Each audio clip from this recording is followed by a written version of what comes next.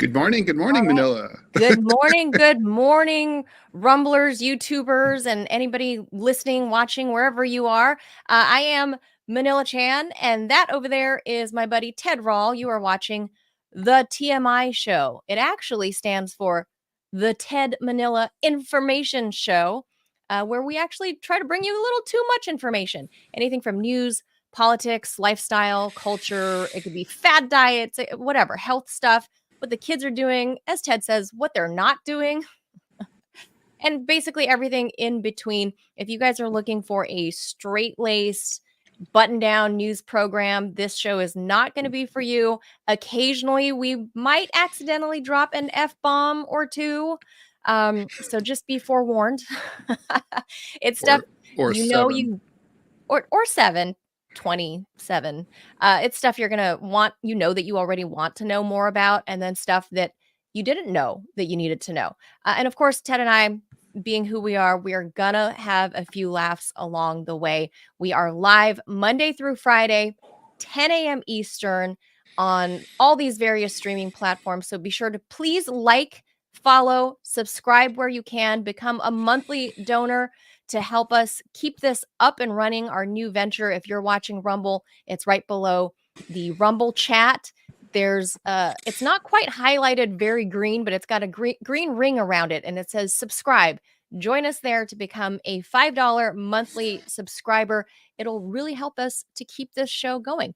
The Ted Manila Information Show starts now.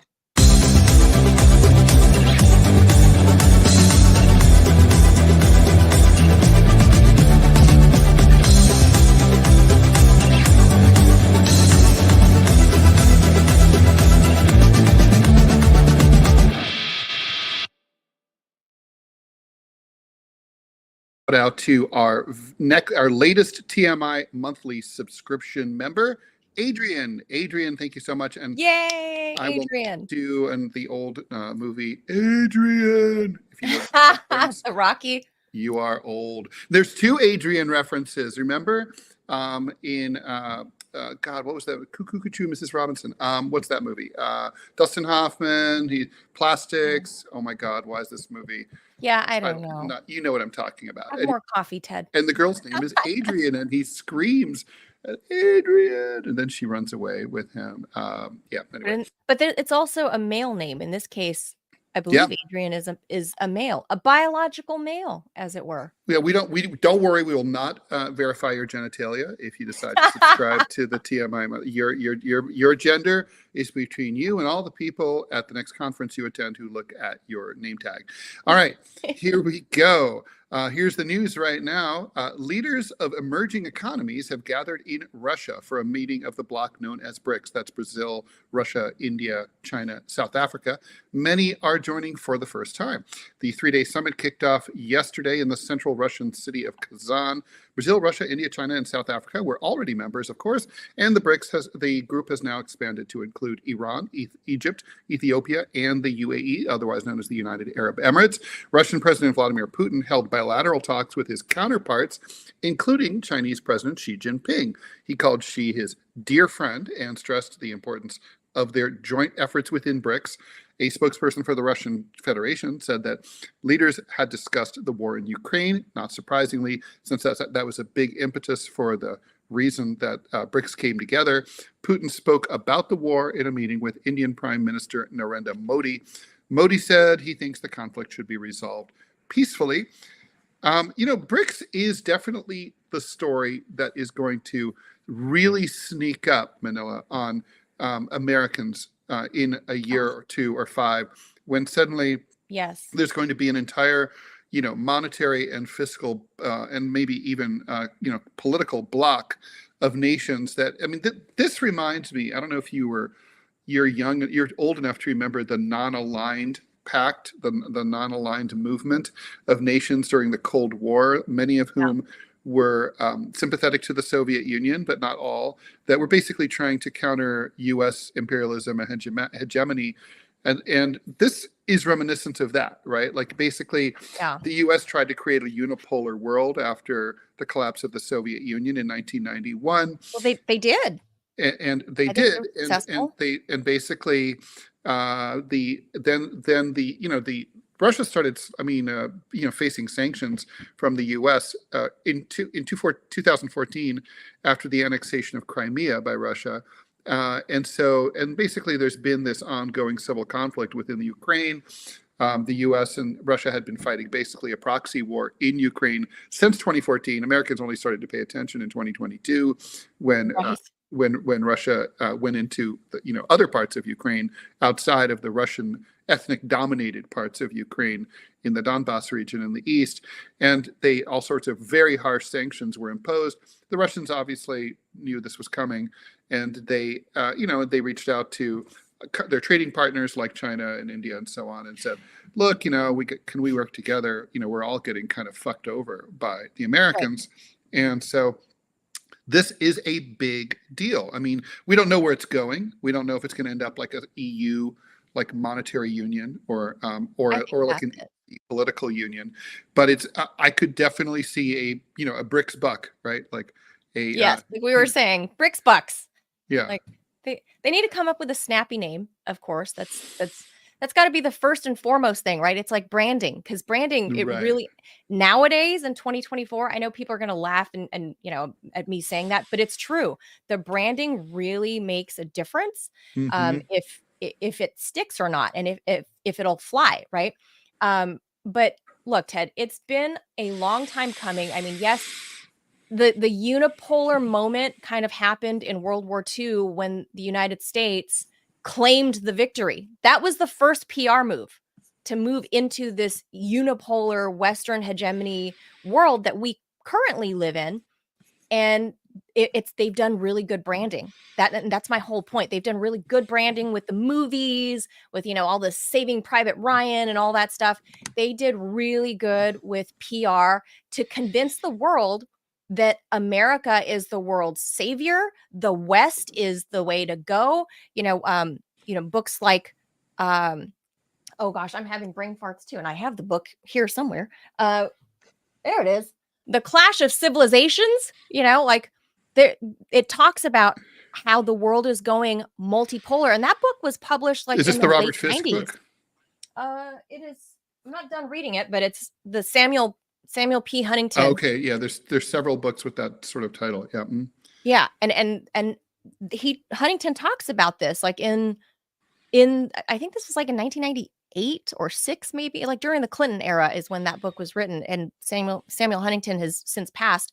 But he kind of alluded to this way back then, that there was no way that the U.S. was going to be able to maintain this world hegemonic, at the forefront leader of this so-called democratic free world. And I think where the West has kind of fumbled it, especially by our country, the United States, is that we have used our dollar and how everything is pegged to the US dollar and the petrodollar. We have weaponized our own currency, and it's boomeranged around to come bite us in the ass, right? With all these sanctions, we've weaponized our money and our monetary system. We've weaponized the banking and all the the world knows this isn't 1991 anymore. The world knows that the US is chock full of banksters and hedge funds, and that's all it is. And they are hedging against that by going this route with BRICS. And I think for the rest of the world, when you are roughly and to have a trustworthy reserve currency. Yes, right? 45% of the world, Ted. That's whole the idea. South. Ever since World War II, right? There's been a sort of global consensus that the U.S. dollar would be sort of a neutral, kind of like Bitcoin kind of was promising to be. Was the U.S. dollar was going to be a neutral thing, like it would be worth, it was going to be worthwhile and protected everywhere, no questions asked. It would be fungible. It would not be weaponized. And I think the people who, like who signed the Bretton Woods Agreement that kind of created all this new post-war dynamic. They would be very surprised to see what has happened here. I think they would have said, look, if you want to impose sanctions, which are a very dubious form of international, power Had they work so dynamics. well. Yeah, because they don't, right? But if you want to do it, you don't do it at the expense of your reserve currency, which, Americans, which is subsidizing. We've talked about this already on the show, Yeah. in this very short show, but this is episode number 5. But it's definitely weird to me that they've decided to go this route. We should move on into the next story to keep things going, because we always do about 5, and today is no exception. Violent crime is not actually down in the United States, according to the FBI. FBI stats did show that crime was down by 2.1% over the last 2 years. The Harris campaign has used these numbers on the campaign trail and during the debates in order to argue that things are getting better. But the FBI has now quietly revised those numbers subsequent to the debates. We don't know if that's intentional or political or just a coincidence. Oh, The no. new numbers show that Coincidence, Ted. violent crime is in fact up by 4.5%. That's a difference of 6.6%. The Trump campaign had said that the initial numbers were incomplete since many precincts had not yet reported their numbers yet. That appears to have turned out to be correct.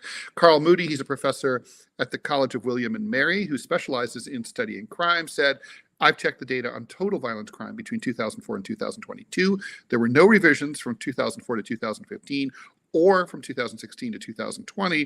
There were small changes of just less than 1%. These huge changes in 2021 and 2022, especially without an explanation, make it difficult to trust the FBI data. The revised numbers show an increase in other types of crime as well, including property crime, rape, robbery, motor vehicle theft, and aggravated assault." So, there's statistics. Mark Twain said there are lies, and damn statistics. This appears to be one of those examples where, where people feel that things are getting scuzzier and more dangerous, and hey, someone just ripped up my car, and this sort of, seems to confirm that what people have been saying anecdotally is now being borne out by official statistics.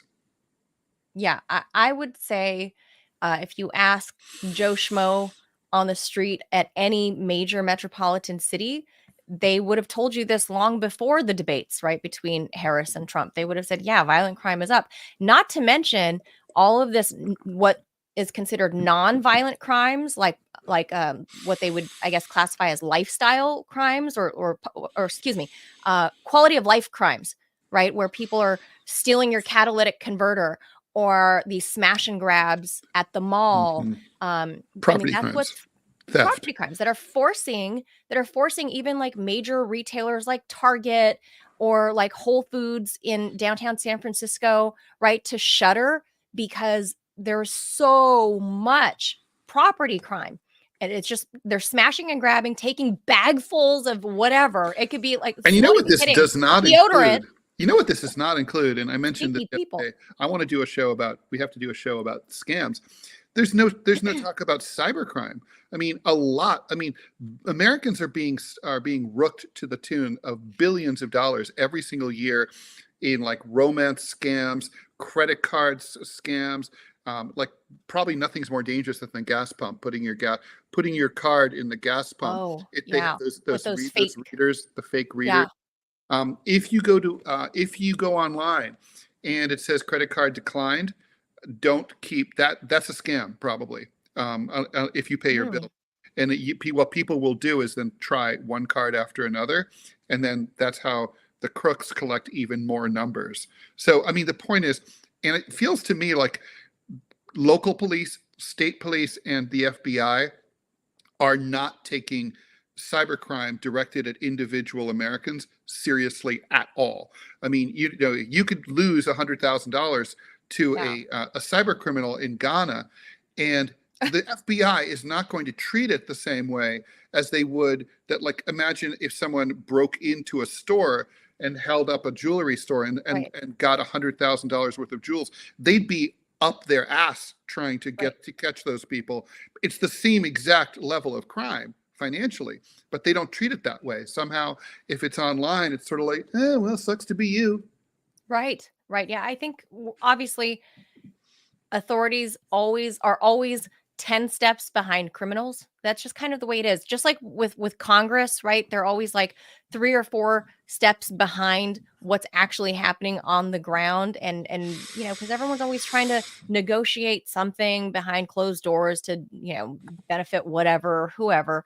And everybody, us out here in the real world, gets screwed along the way. That's never changed. It doesn't matter who's in the White House. It just doesn't matter. It takes them forever because if you look at, like, for example, Dianne Feinstein was on like the social media committee.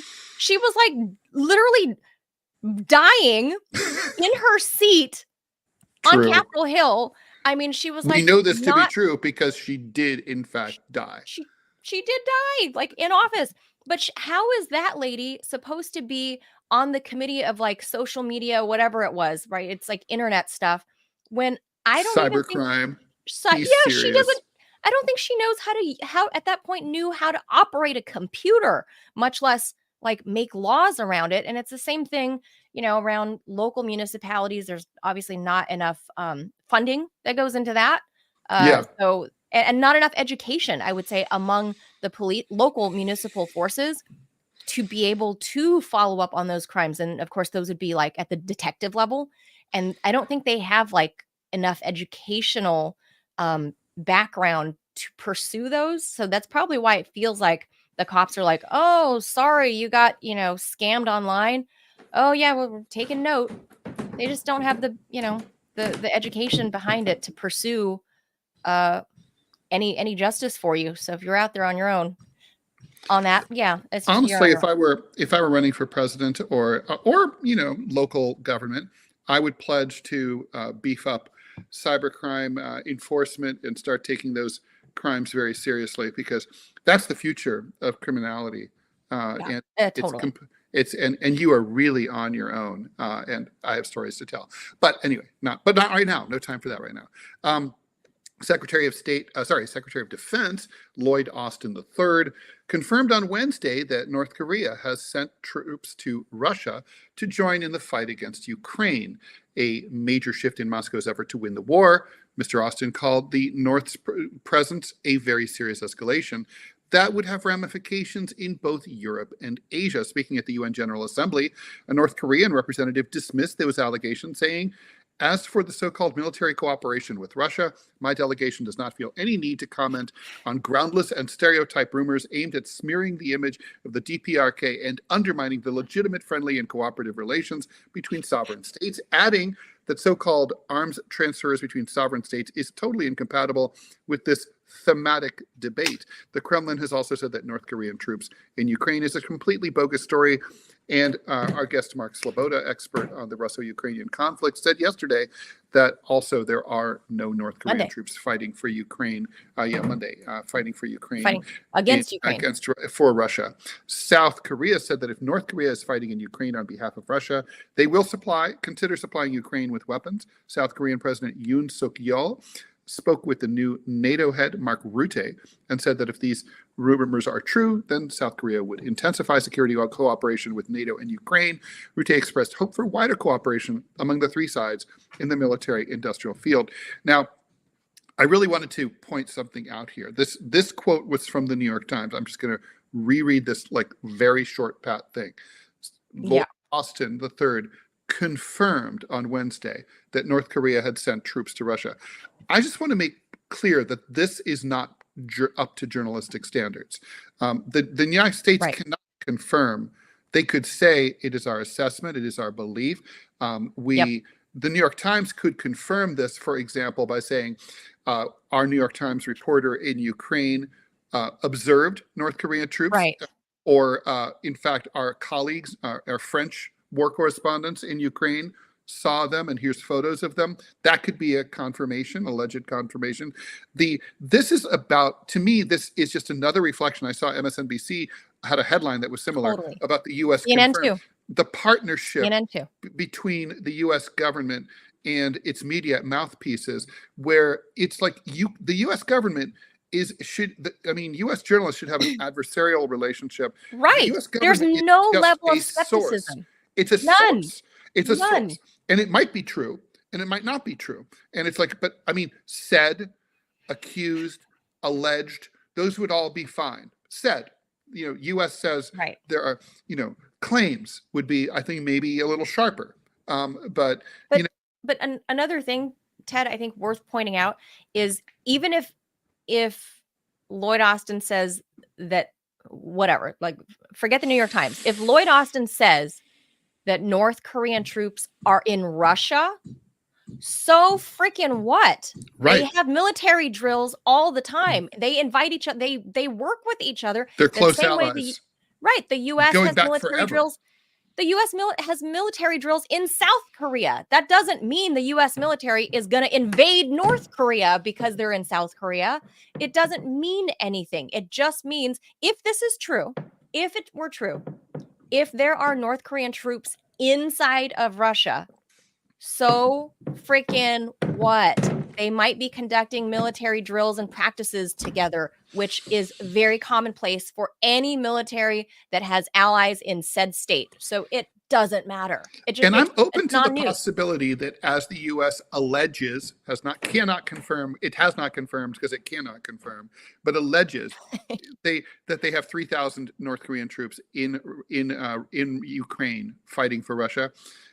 That may well be true. It could be true. I don't think there's any reason to believe it right now. No evidence. But I mean, yeah, let's see. I mean, come on, like, cough up. JFK during the Cuban Missile Crisis went on national television and showed the satellite photos. Let's see some evidence. I mean, in this day and age, you have drones. Let's see these North Korean troops, right? Like, so. Right. You don't, I just don't, We're just taking this guy's word for it right there. I'm not even doubting the story. It's not even about that. It's about, like, the confirmed thing. It's journalistic malpractice from an organization that would not hire either of us, by the way. I just want to say. It's the paper of record, Ted, and you and I mean, I used to have dreams of living in New York and working for the New York Times. This is before the internet was a thing. So I thought that was, what I was going to do one day, smoking cigarettes on my shitty loft somewhere outside of Brooklyn, or, the meatpacking district or something, smoking cigarettes, writing a story. And then on your travel Underwood from World War II.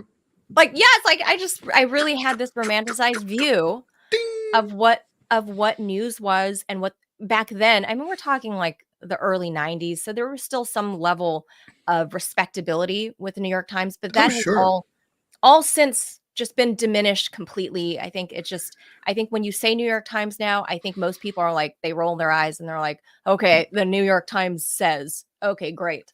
Yeah, and maybe it's true, and maybe it's not true.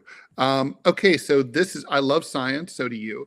A massive space rock estimated to be the size of 4 Mount Everests slammed into Earth more than 3 billion years ago, and the impact may have been unexpectedly beneficial to the earliest forms of life on Earth, according to a new research paper. Earth was young and very different when the S2 meteorite, estimated to have 500 to 200 times more mass than the asteroid that wiped out the dinosaurs, collided with the planet 3.2 billion years ago. That, according to Najga Draban. She's an associate professor of Earth and planetary sciences at Harvard. I would say maybe it's time to bump her up to full professor.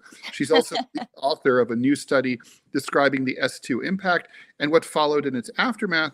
That was published Monday in the journal Proceedings of the National Academy of Sciences. There was no complex life yet. Only single-celled life was present in the form of bacteria and archaea, she wrote in an email.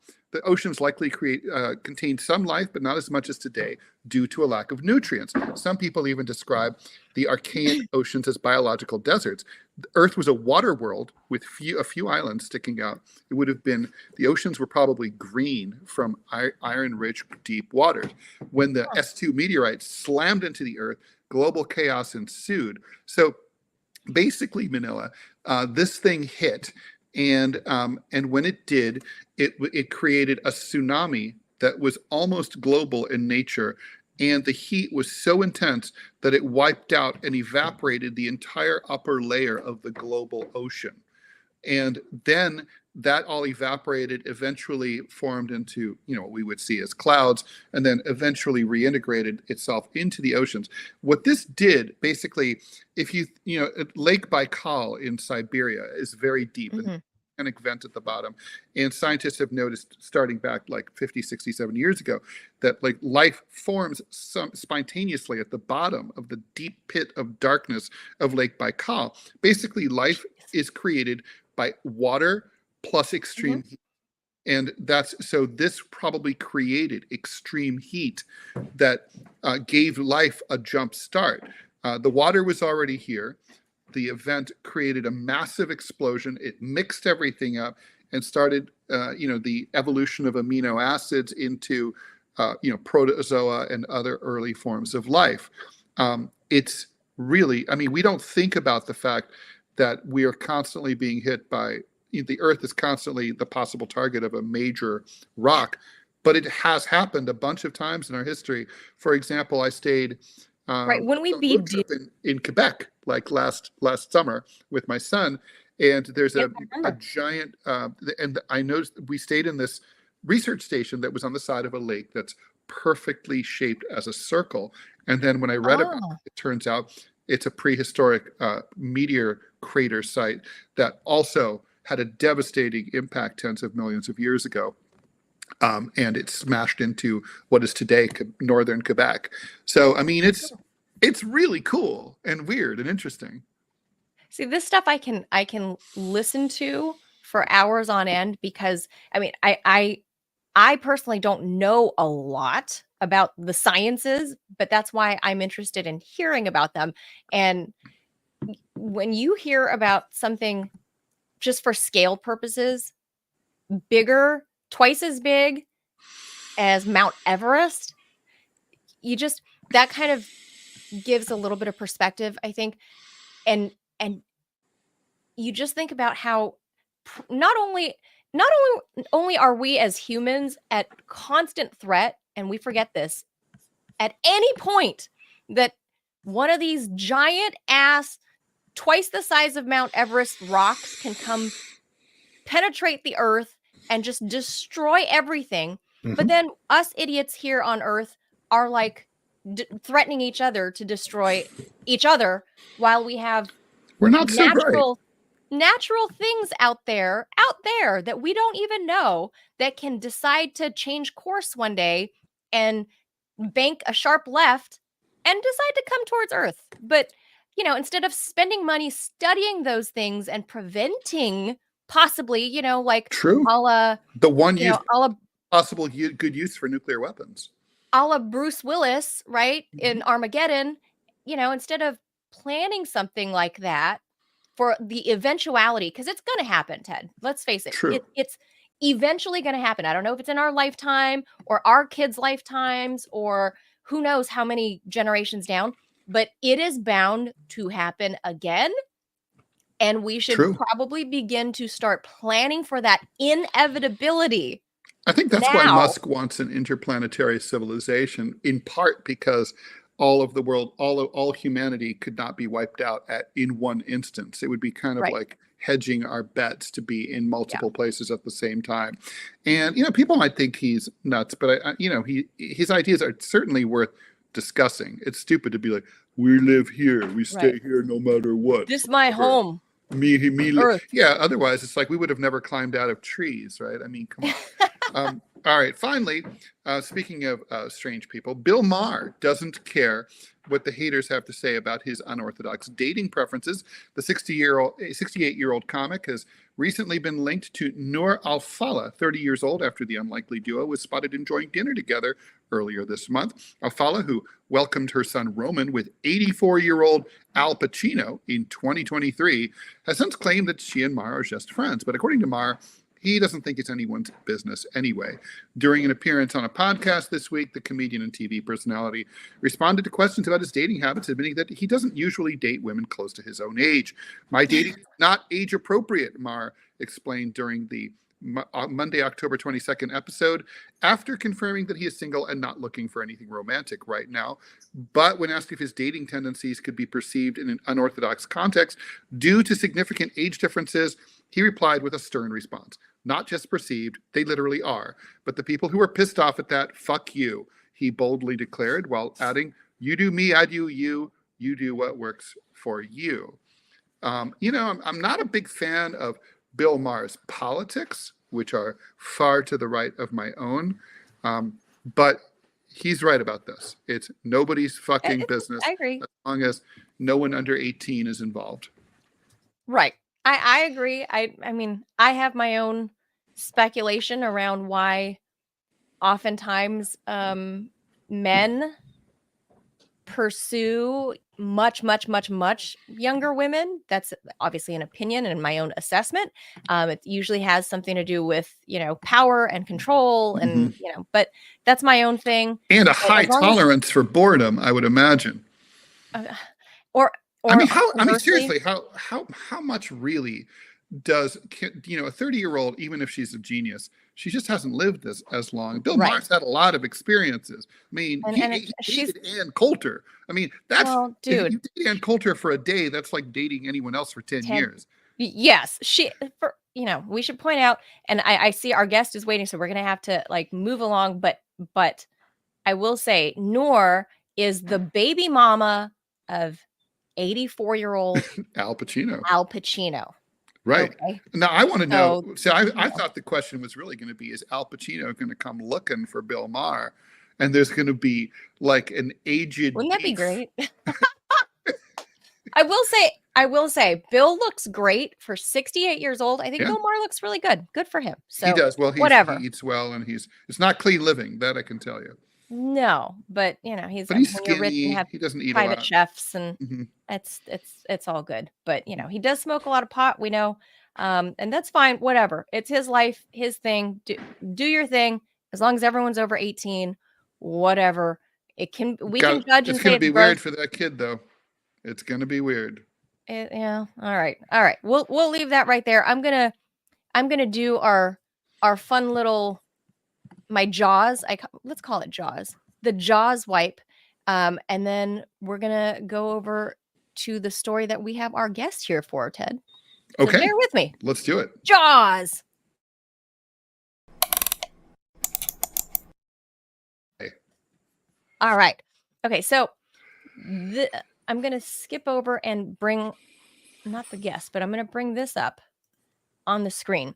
So yesterday, for those who are, maybe this is too local news for people, but I think this needs to be like a national conversation, really, is what's happening at Maryland schools. And this is across the state. So the education system in Maryland, they had an emergency meeting, apparently, over this kid that transferred from one school district to another. And he was apparently a violent offender. And he, I'll let the local CBS people in Baltimore tell you guys the story, because it's a lot more interesting when they have great graphics and they're on the ground, so you guys can hear. And this is why I'll explain on the other side why I think this move, being a first of its kind, could set precedent all around the country. So you guys listen. Denise, before, if a student committed a violent crime and transferred schools, it was only optional for the old school system to notify the new one. But after a murder that happened in this parking lot where I'm standing, the state school board took action to close a loophole. Well, I'm very frustrated by this. And I'm going to make sure that we have to have changes to that system. All those in favor, please signify by saying aye and raising your hand. I believe it's unanimous. Every member of Maryland's Board of Education voted to mandate superintendents share information when a student convicted or accused of a serious violent crime transfers school districts. We must be as clear and transparent as possible between and across school systems when it comes to sharing information about transfer students who may pose a threat to school communities. The change follows WJZ's extensive reporting on a 17-year-old Howard High student charged with murder last week, taken into custody at the school with a loaded, fully automatic ghost gun in his backpack. At the time, that teenager was on an ankle monitor and under the supervision of the Department of Juvenile Services for an attempted murder that left the victim paralyzed. He recently transferred from Anne Arundel County schools, and Howard County's superintendent told us he was left in the dark about the student's past and would never have allowed him to attend classes in person at Howard High had he known. When the student transferred to our district, there was a gap. We had no record, and we're unable to get information from the Department of Juvenile Services. Those lapses in communication can really cause significant risk and harm. We saw that in this instance. Senator Clarence Lamb wrote this letter to the state superintendent demanding the change. But we want to make sure that this never happens again. And so we're trying to respond with as much urgency to parents and student concerns as possible. But there's still work to do. The emergency notifications do not affect students transferring into public schools from private schools, independent programs, or out-of-state schools. If you have a student who moves from one jurisdiction to another jurisdiction, there needs to be a way for the new jurisdiction to be able to be notified about that. So we plan on working with all of our partners to ensure that that loophole gets closed, because I'm very frustrated by what we saw in that situation. And we are talking about serious crimes, including murder, attempted murder, arson, sexual assault. That information would be shared confidentially only among superintendents and top school security officials.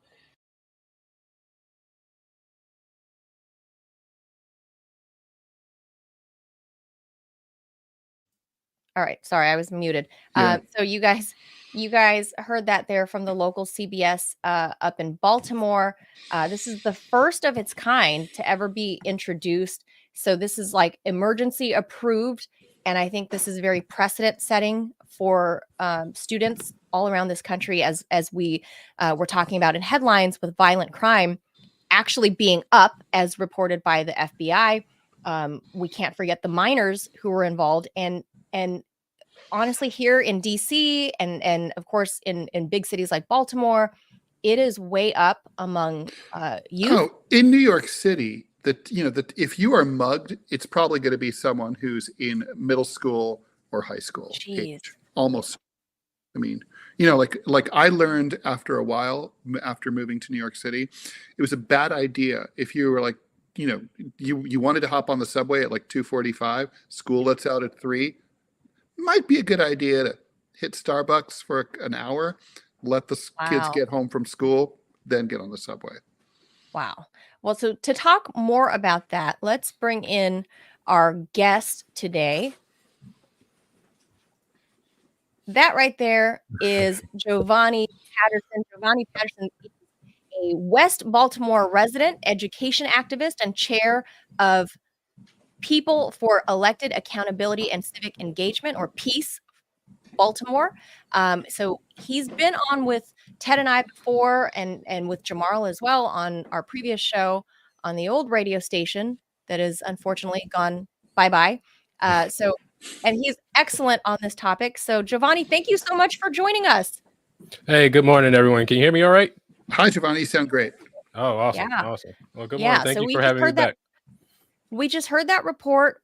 First of all, you live in Maryland, so I don't know if you have kids, but this impacts where you live first and foremost. But I think this is going to be precedent setting for schools all around the country. What do you think?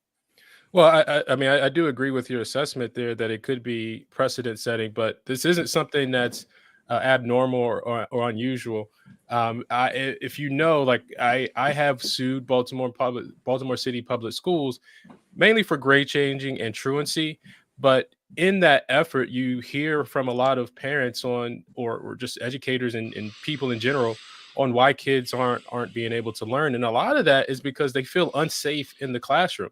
And why are they feeling unsafe? It's because generally a lot of the other students, there's kind of like these soft on crime or soft on punishment activities that take place in these schools, in this school system.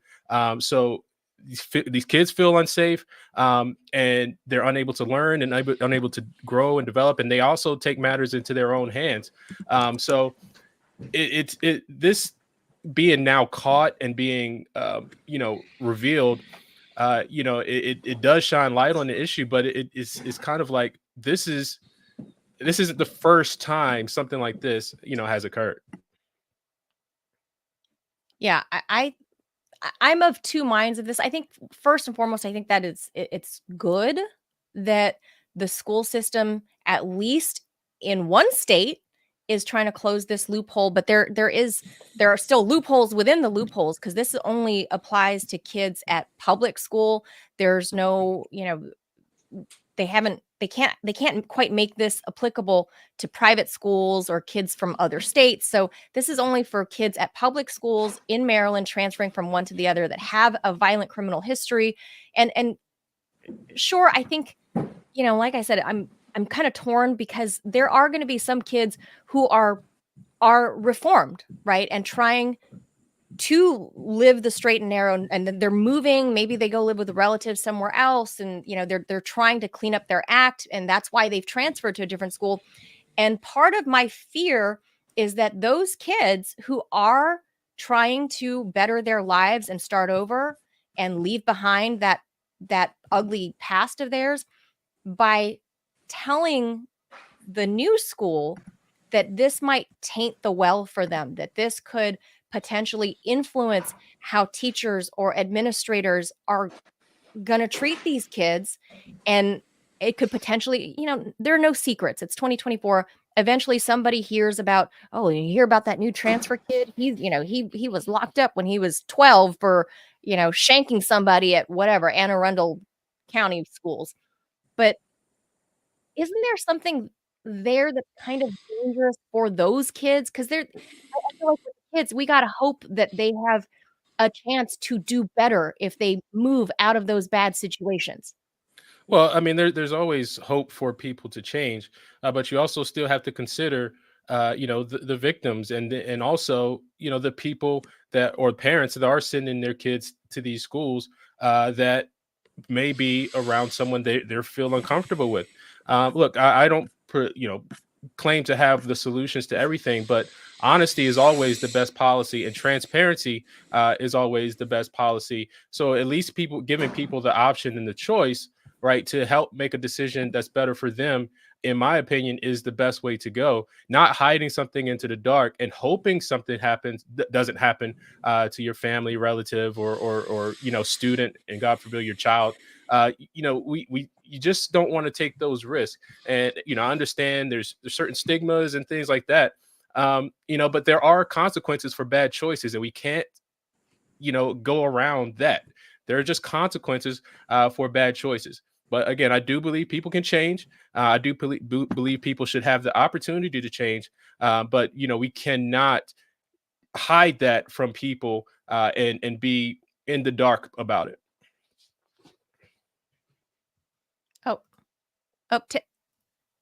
Ted, you're muted. Today's There you go. the day of mute, accidental muting.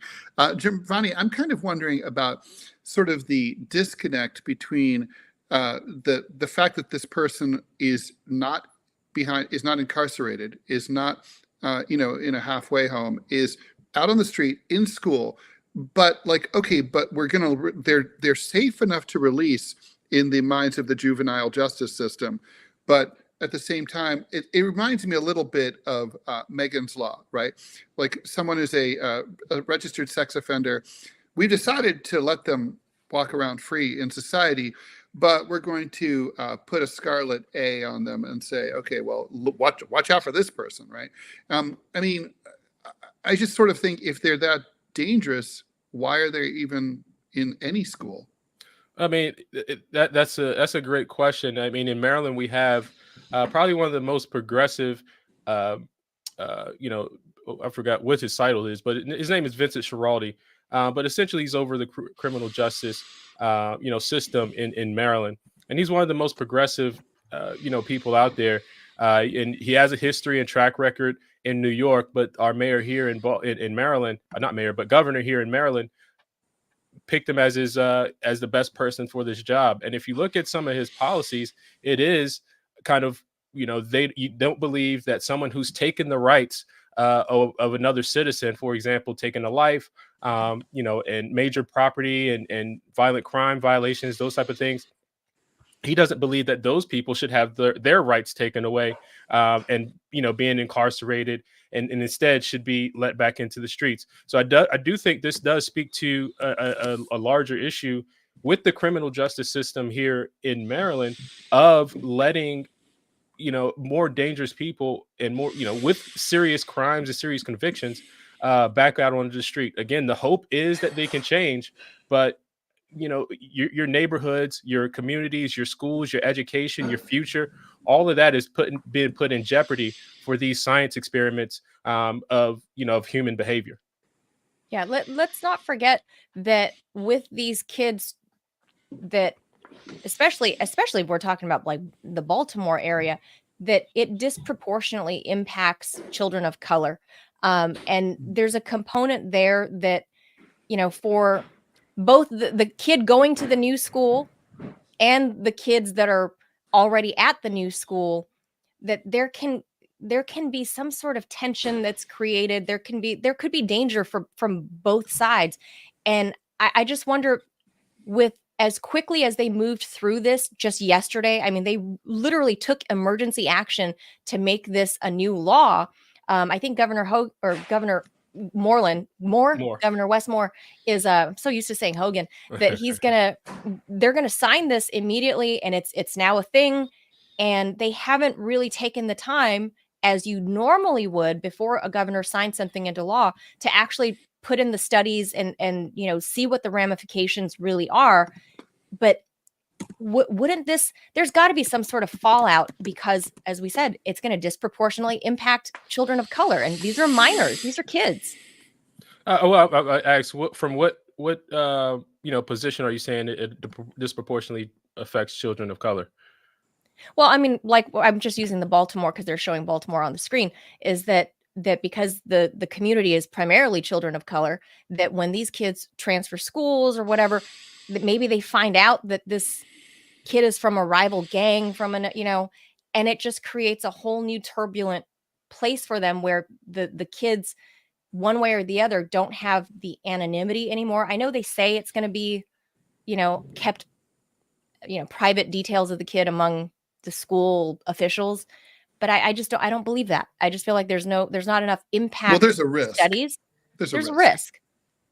Well, look, again, I go back to my work with dealing with this lawsuit and talking to parents, and really focus mainly on Baltimore City. But one of the biggest hurdles for children learning is bullying and being, those type of things that are going on in the classroom. Now, what is in general the response to bullying? These kids are not allowed to be removed from the class. These kids are effectively, there's this restorative justice practice where they have to be made whole back into the community. That's directly from the restorative justice handbook. But what that's doing is taking away class time, taking away instruction time for these disruptive students, in which there's no consequence, right? So what we're looking at is a continual, push for no consequences for violent behavior, and that even further disproportionately affects students of color, and students in many of these schools, because you're taking valuable instruction time away from learning, and now not even punishing or providing discipline for those students. And then what happens? A lot of kids now are taking matters into their own hands. That's why now they're installing metal detectors and things like that, because there's no consequences. So you're now pushing even younger kids into more violent and abusive behavior, because they're not getting the protection from bullies and these violent people that they deserve. So real quick, I got something to tag on to this, and it just makes me think of, sorry to interrupt, but like, we hear often of cases of like cops that have done bad stuff in one state, they move to a new state, and they get a new job as a cop there, and there is no system in place to notify the new state, the new employer, wherever they go, that cop was fired because he assaulted people, perps, right? Or he shot somebody, or what. There's no system in place. So when you look at it in that perspective, you kind of have to go, okay, well, this is a good step in the right direction, despite the possible, repercussions. I'm worried about, like, let's just say the system works exactly the way it's supposed to. I mean, I think Manila and I are, we're cynics. We know government and school always do what they're supposed to do, and organizations aren't always highly functional, right?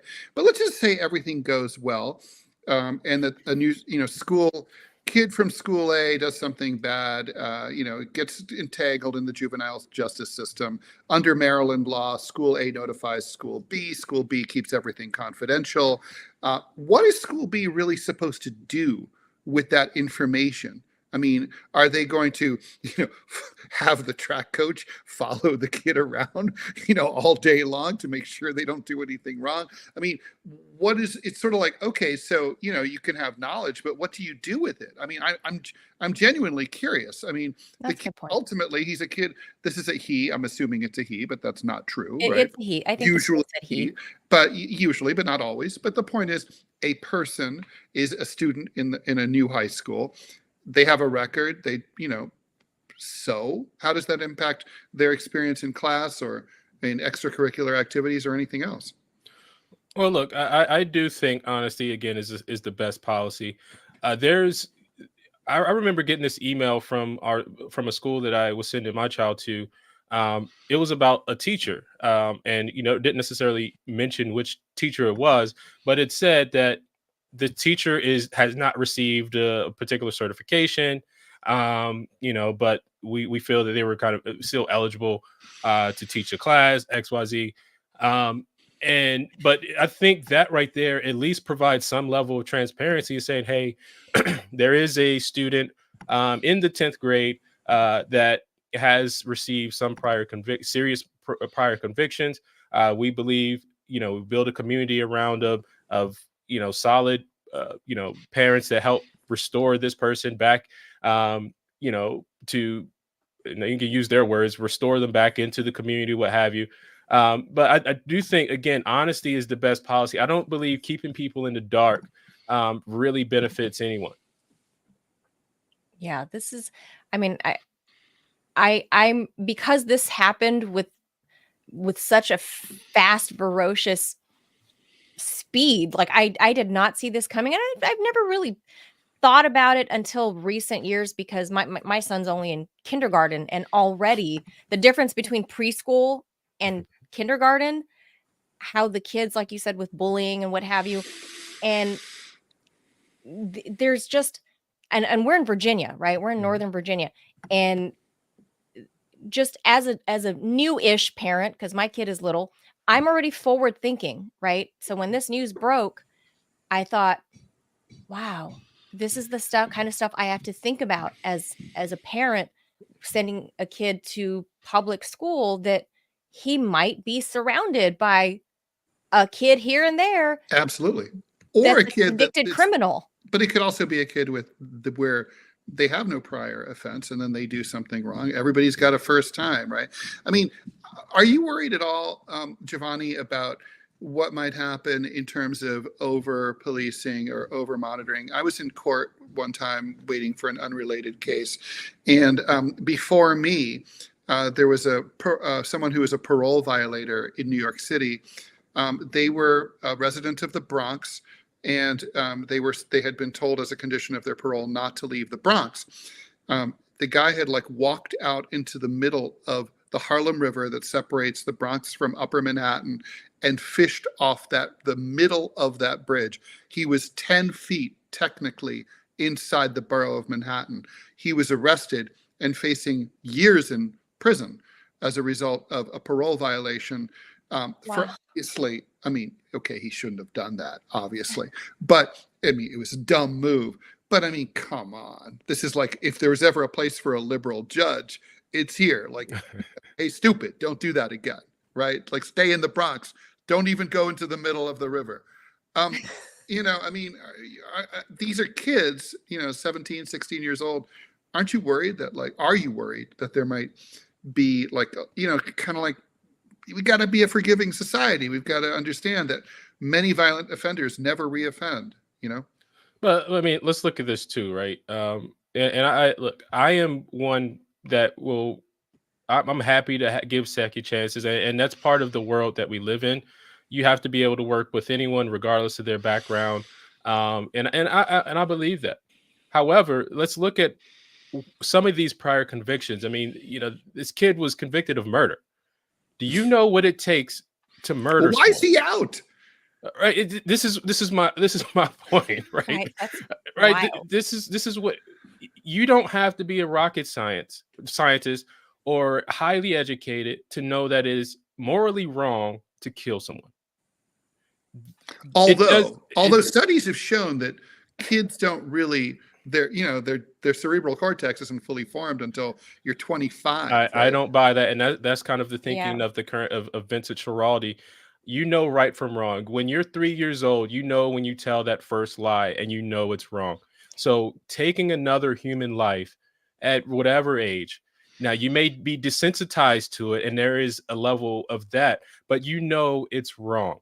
Well, not at every age, right? I mean, there's been studies of like High very school, young Ted, certainly in child high school, murderers. you know. But there's child murderers who are like 12 who literally were arrested for killing their own parents and then said, "Oh, can I go now? My mom and dad are waiting for me at home."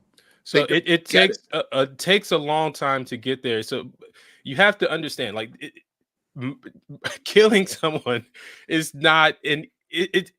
I can't fathom taking another life, and you have to understand this is not an easy thing to do. So whatever worked that kid up to that point, there's some serious issues there to do that, and that needs some serious help. But you're not going to get that help from the standard classroom, putting kids back into a quote unquote normal environment.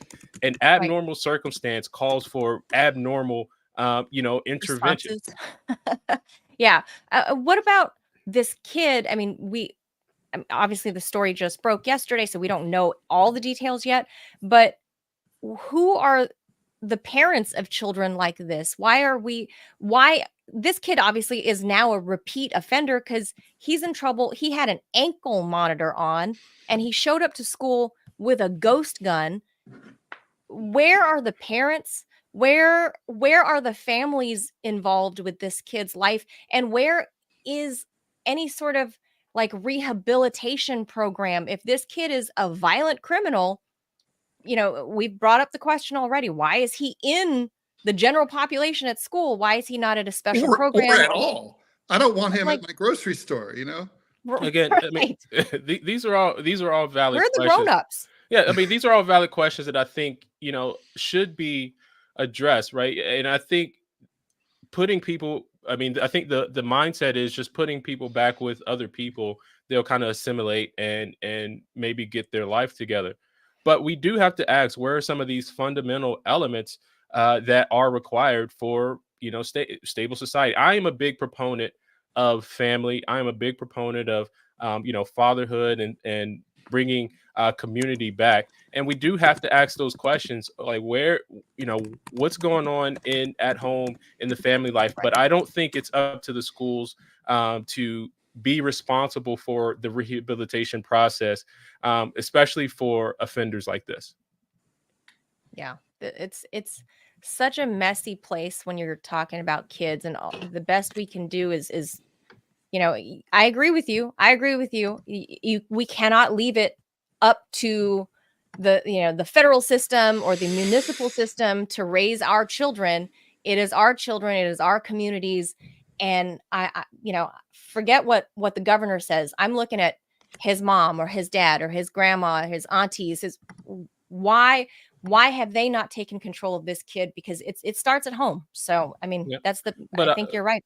So I'll also ask the question, like, how can the community help if the community doesn't know either? solid point. There is that. although this is an exaggerated version of that thing, when you are not getting along well in your junior high school and then you get a fresh start when you go to high school.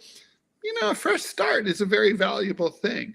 Jovani, thanks so much for joining us. Really appreciate it. Thank you guys for having me. Reach out to me anytime. I'm glad to help. Will do. Jovani Yes, we're Patterson. so glad to have you. Jovani Right. Patterson is the voice you just heard and saw. He's a West Baltimore resident, education activist, and chair of PEACE. That's the acronym for People for Elected Accountability and Civic Engagement. In his 2020 run for city council president, Patterson got over 42,000 votes. That's the largest number of votes ever garnered by a Republican. You can find out more about Jovani at jovanipatterson.com. Yeah, that was great conversation. And I think we're gonna see more of that. And I maybe it's a good thing, Ted. I don't know. I mean, I think so. I think maybe Well, that's I my mean, I knee-jerk just, I reaction. mean, Giovanni didn't really give a direct answer to my question, which still is kind of what, I mean, what is the school really supposed to do with this information when they get it? Okay, so you now know that Yeah, so they know. a person with a criminal record is here, a Well, I violent don't think person. he Well, could what are you supposed know. to do with it? I mean, you're supposed to notify every, like their English teacher, like look out. I mean, what's the teacher supposed to do with that information? I mean, it's kind of like, seriously, I mean, I don't even know. It's kind of like, it's, it kind of reminds me of like how Bush got criticized over the August 2001 memo, Al Qaeda prepared to attack in the United States. And I remember thinking, I hated George W. Bush, but like with a purple passion. But what was he supposed to do with that information? Like, it's like I said, like, hey, Manila, look out. Look out for what? Just look out. like, you're like, okay, there's nothing you can do. Well, yeah, that's why I'm saying like, that maybe they haven't thought this out entirely, because now you're giving this very deeply personal background information on a minor, but what now? Like, Yeah, I mean, honestly, I don't you even know can't. from a I feel like they'd be even with biased no against the kid. concern. Well, they certainly would be. My mother was a teacher, and she told me that Oh, when the right. kids had a different last name, this was in the 70s, when her students had a different last name than both the parents, everyone in the school assumed broken home, and Oh, and like that's stupid. But that's teachers are definitely looking. We're looking for pattern recognition. I mean, human beings do that. It's normal, and yeah. I mean, it's I don't know. I mean, I don't know. I just It's don't really know. tough. Again, take away all consideration for the students' rights, which is, by the way, not something I want to do, but just for the sake of argument, I still don't know from a purely crime-fighting law enforcement kind of way what the school could do with that Right. information to make Right. their students Other and than teachers have more it safe. in their permanent record. But like, then what? So that this kid, well, I mean, in this kid, he's like you said, it's a very extreme case. This kid like shot and killed or shot and paralyzed another student at another school in another county. Now he's starting over at this new school. And the first thing he does is come to school with a fully loaded ghost gun while he's wearing an ankle monitor. Like, The this fact is is, so extreme. human beings are dangerous, and we're social creatures, right? I mean, just think, if you're listening today, right? You've probably worked with and been educated next to thousands of other human beings, right? Thousands over the course of your life, if you're like middle-aged. And some of those people, were domestic abusers. Some of those people were Sure. rapists and got away Weird. with it. It's weird to think about it. One or two of them probably even killed someone and got away with it at some point, because half of all murders roughly go unsolved in the US. So, and if you do the stats, right, like I remember doing the stats one time, the odds are, if you ride a New York City subway train, one person on that train killed someone and got away with it, or more. Jeez. So the point is, like, we're surrounded by danger all the time, and that's just life. And, I mean, we can't be living in constant fear and paranoia. Well, before we go out, just a note on the weird statistics, like you said. You remember the Night Stalker, Richard Ramirez? I do. Yeah, no, he was a bad man. So me and the neighborhood kids, we saw him.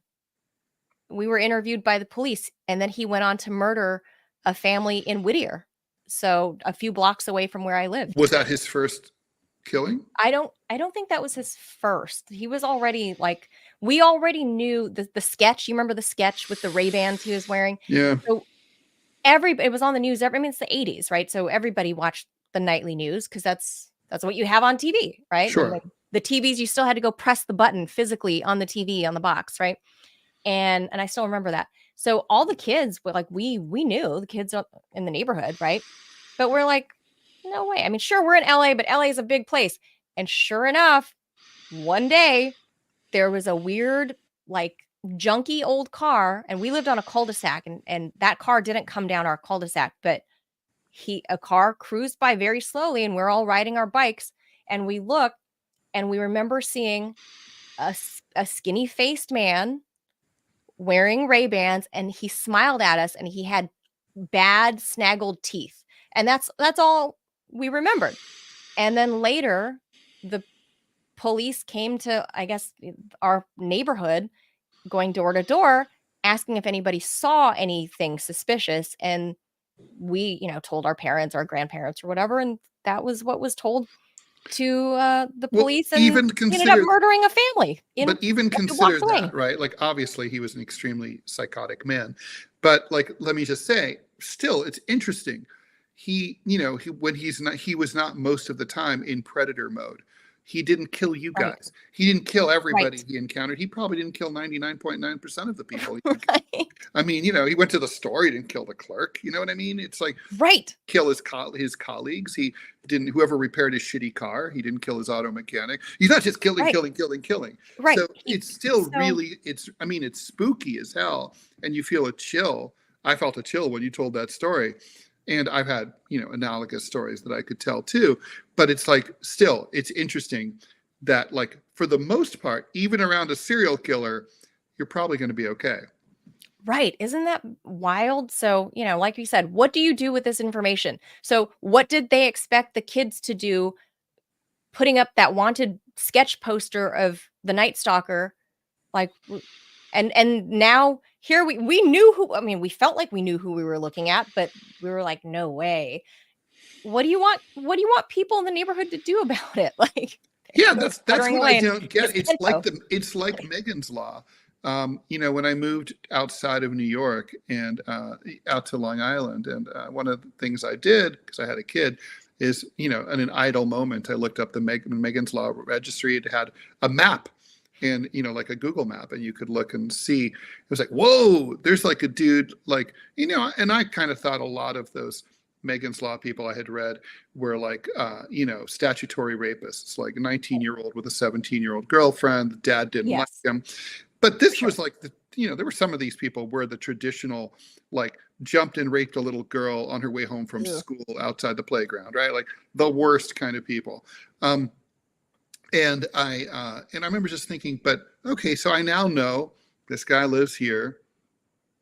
So what do you want me to do about it? I mean, what can I do about it? It's illegal to do anything about it. And honestly, if he's that dangerous, he should be incarcerated, right? So and I guess that's kind of how I look at it with this particular violent kid in Maryland, right? Is like, he had, was he planning on doing something? School shooting? I don't know. Well, we don't know that he's a violent kid. He's a kid who did a violent thing, and those two things are very different.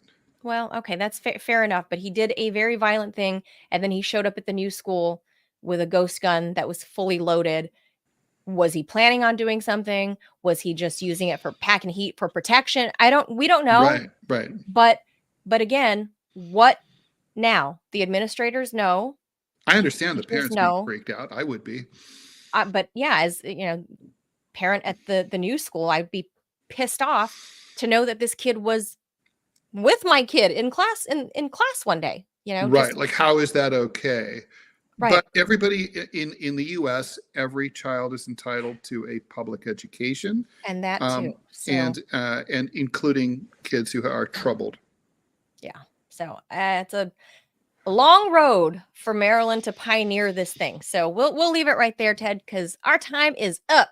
It's way up. I got a sick kid to tend to. Oh, man. So thank you guys. Well, he's doing much better because the antibiotics that I had begged for 3 weeks ago, and they finally decided to give it to him, has kicked in immediately. And when you go to Mexico, you just go to a pharmacy and they just give them to you. I always load up on them when I'm there. I do too. I haven't been to Mexico in many years, but geez, like, just.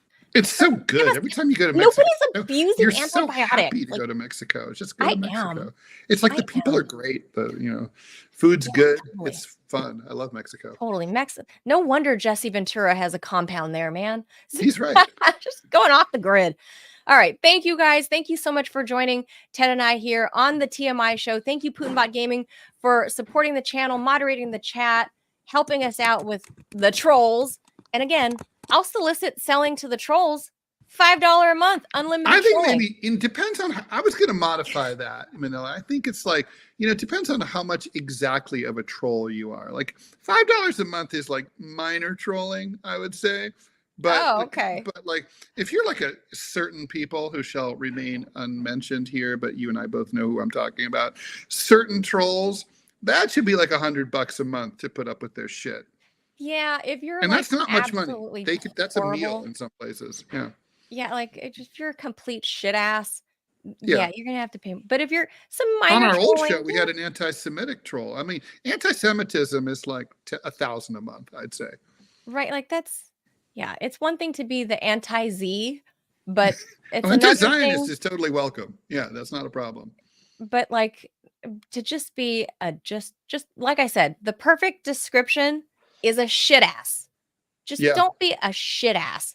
I And don't understand I don't understand the mentality or the energy. Like, like nobody wants to hear you. You're like, right, you're not ruining paid. the vibes in the chat. Presumably you're not paid. And you just repeat the same thing over and over again. At a certain point, don't you just bore yourself? I don't know. Maybe it's a mental health issue. So I don't Oh, know. it's definitely a But mental anyway. health problem. Yeah. Oh, I mean, in the old So- days, I guess they would have made prank phone calls.